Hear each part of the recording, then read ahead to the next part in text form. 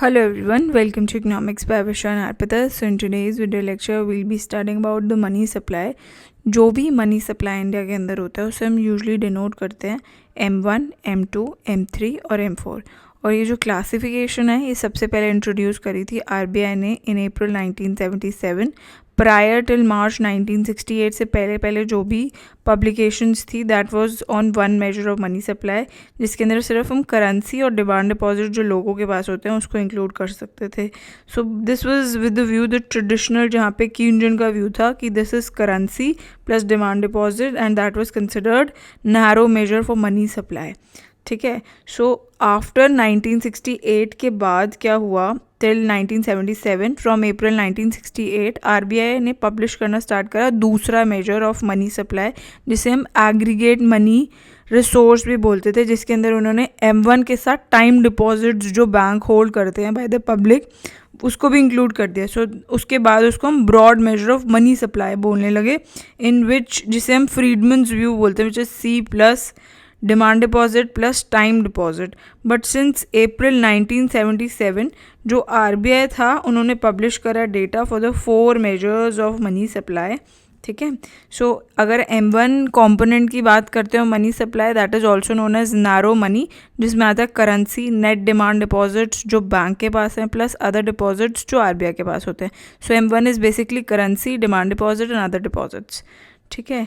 M2 component of money supply के अंदर हम M1 जो हमने पहले सारे लिए थे, currency, demand deposit, other deposit, plus जब हम पोस्ट ऑफिस सेविंग डिपॉजिट्स को भी कर लेते हैं तो हमें M2 मिल जाता है। ठीक है। सो M3 के अंदर क्या होता है, दिस इज़ लिक्विडिटी यहाँ पे ख़त्म होती चली जाती है, बिकॉज फर्स्ट वाला क्या नैरो मनी है जिसमें करेंसी है, डिमांड डिपॉजिट है और अदर डिपॉजिट्स हैं, तो सबसे ज़्यादा नैरो मनी और सबसे ज़्यादा लिक्विड फॉर्म M1 को बोला जाता है। फिर उसके बाद M2 जो है वो M1 से थोड़ा कम लिक्विड होता है। M3 जो है वो बहुत ही कम लिक्विड होता है बिकॉज टाइम डिपॉजिट्स आ जाते हैं। टाइम डिपॉजिट्स में हम फिक्स डिपॉजिट्स और RDs ले लेते हैं, that is recurring deposit. So fix deposit हमें यूजली 1 साल या 1 साल से ऊपर रखना पड़ता है। सो इसलिए लिक्विडिटी यहाँ पे M3 में ब्रॉड मनी में कम हो जाती है। ठीक है। एंड M4 जो होता है, M4 इज़ बेसिकली M3, इसमें M1 नहीं है। M1 plus post office M2 था। M3 is basically M1 plus time deposit plus post office की जो सेविंग्स डिपॉजिट होते हैं उसमें से जब हम नेशनल सेविंग सर्टिफिकेट्स को सब्ट्रैक्ट कर देते हैं तो हमें M4 मिल जाता है। ठीक है। सो ये लिस्ट ऑफ कुछ पोस्ट ऑफिस स्कीम्स हैं जो इंडिया में चलती हैं, that is post office time deposit की जो स्कीम है, that is there scheme for retiring government employees, post office monthly income scheme, post office recurring deposit, post office की एक डिपॉजिट की स्कीम है for retiring employees of public sector companies. 6th is national saving scheme, 7th is national saving certificates, 8th is postal life insurance and 9th is public provident fund. ठीक है।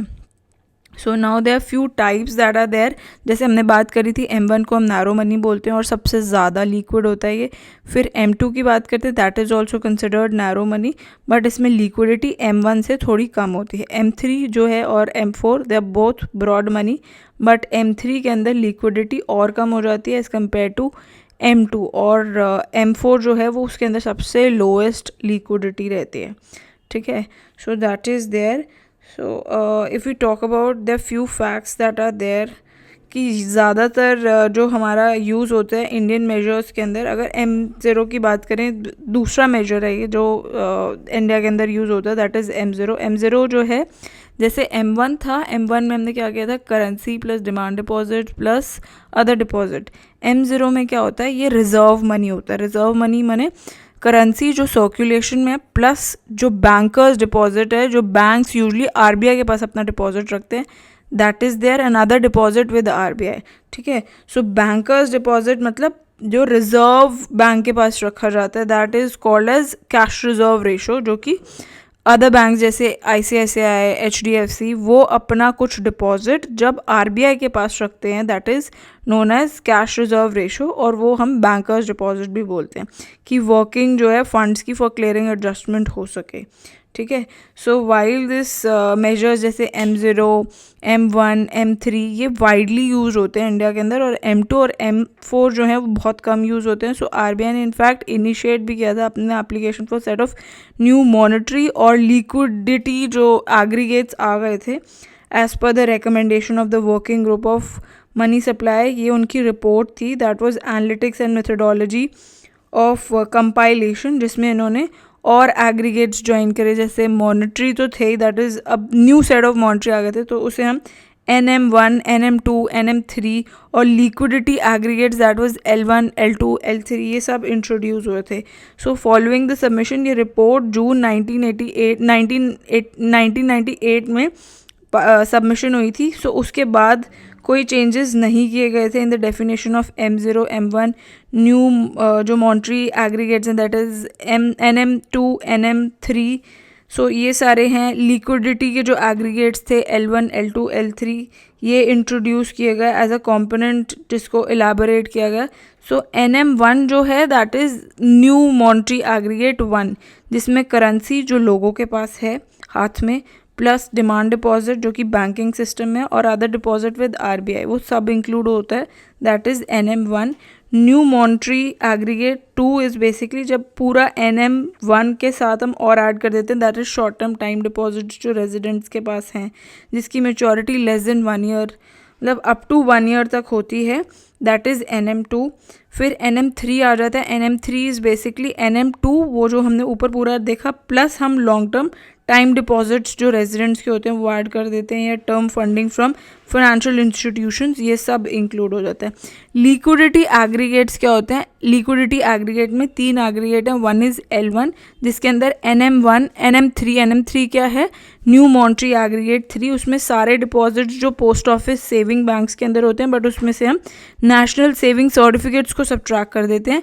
L2 आता है L1 का जो है उसको सारे कंपोनेंट्स लेके प्लस टर्म डिपॉजिट्स जो टर्म लेंडिंग इंस्टीट्यूशंस हैं या रीफाइनेंशियल इंस्टीट्यूशंस हैं वो सब इंक्लूड करते हैं, प्लस सर्टिफिकेट्स ऑफ डिपॉजिट जो FIs मतलब फाइनेंशियल इंस्टीट्यूशंस इशू करती हैं वो सब इंक्लूड करा जाता है। L3 is liquidity, that is liquidity aggregate third, and उसके अंदर L2 प्लस जो पब्लिक डिपॉजिट है जो कि NBFCs के पास है, that is non banking financial companies.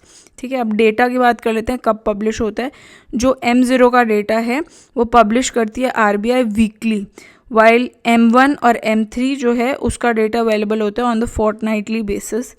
Also liquidity aggregates की बात करें उसका डेटा दैट इज़ L1 और L2 वो पब्लिश होता है मंथली, वाइल L3 का जो डेटा है that is available once in a quarter.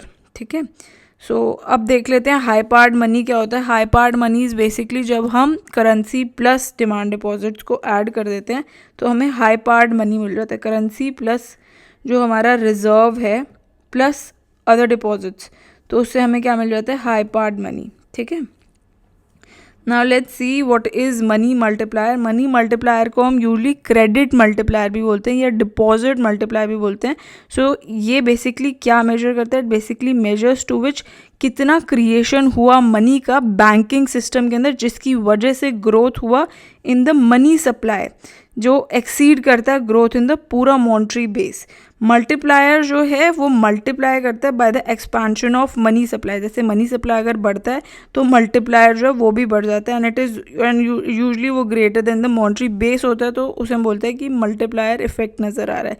If suppose करो मल्टीप्लायर इज़ 10 देन €1 इंक्रीज अगर हो जाएगा in the monetary base, so that has caused an increase in the money supply. ठीक है, so that is there. Money multiplier का जो ratio होता है that is ratio of M3 to M0। ठीक है, दैट इज़ देयर। अब difference की बात कर लेते हैं, difference between the money multiplier and deposit multiplier क्या होता है। डिफरेंस सिंपल वर्ड्स में अगर बात करें, डिपॉजिट मल्टीप्लायर बेसिकली मेजर करता है रियल मनी सप्लाई जो कि क्रिएट हुआ है by depositing money in the bank. Bank में जब मनी गया तो उससे कितना डिपॉजिट मल्टीप्लायर हुआ, that is deposit multiplier. But अगर मनी मल्टीप्लायर की बात करें वो पोटेंशियली देखता है कि कितना मनी सप्लाई क्रिएट हुआ पूरे बैंकिंग सिस्टम के अंदर आफ्टर एक बार पैसा डालने के बाद पूरे बैंकिंग सिस्टम में कितना पैसा जनरेट हुआ, that is money multiplier. So ये नैरो डिफरेंस है, that is there. Deposit multiplier सिर्फ एक बैंक के बारे में बताता है कि कितना मल्टीप्लायर इफेक्ट हुआ अगर मनी सप्लाई इंक्रीज होता है. वो पूरे बैंकिंग सिस्टम के बारे में बताता है, द मनी मल्टीप्लायर. ठीक है. सो जो टर्म है डिपॉजिट मल्टीप्लायर और मनी मल्टीप्लायर यूजली कंफ्यूज किया जाता है, एंड इनफैक्ट इंटरचेंजली भी यूज़ किया जाता है, बिकॉज दे आर बोथ बहुत क्लोजली रिलेटेड कॉन्सेप्ट्स हैं. सो डिफरेंस आपको याद होना चाहिए, ऑल्दो थोड़ा सा डिफिकल्ट है ग्रास्प करने के लिए. सो डिपॉजिट मल्टीप्लायर जो है वो बेसिकली प्रोवाइड करता है basis for the money multiplier. Deposit जो है that is for particular bank, उसका बेसिस ही तो बन जाता है ऑफ मनी मल्टीप्लायर, जो कि पूरे बैंकिंग सिस्टम के बारे में बताता है.